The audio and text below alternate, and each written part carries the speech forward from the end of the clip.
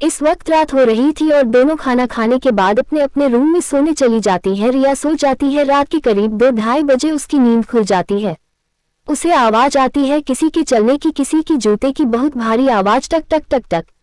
रिया हैरान हो जाती है कि जूते की आवाज इतनी रात को कौन कर रहा है। उसकी नजर घड़ी पर जाती है तो वह देती है इस वक्त रात के सिर्फ 2 बजे रहे थे।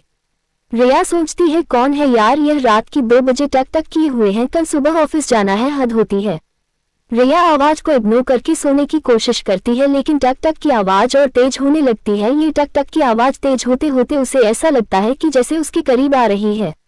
घबराहट के कारण रिया की आंखें फिर से खुल जाती है और वह देखती है तो उसके आसपास कोई भी नहीं था। कमरे में हल्की रोशनी थी। रिया को पूरा अंधेरा करके सोने की आदत नहीं थी, वह नाइट बल्ब को ऑन करके ही सो रही थी। उसे हल्की रोशनी में उसे अपने आसपास कोई भी दिखाई नहीं दिया। रिया हैरान हो गई। फिर उसने अपने बगल की टेबल पर पानी ढूंढा तो उसे वहां पानी नहीं मिला। वह किचन की तरफ बढ़ गई पानी लेकर। कुछ ही देर में रिया अपने बिस्तर पर आकर बैठी और पानी पीकर सो जाती है।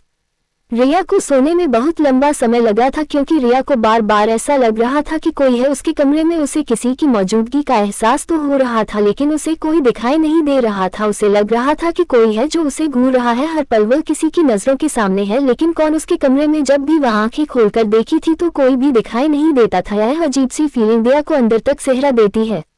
आखिर कौन है रिया के कमरे में जो उसे घूर रहा है? क्या होने वाला है रिया के साथ जानने के लिए जाएं channel the real world secrets with Myra पर।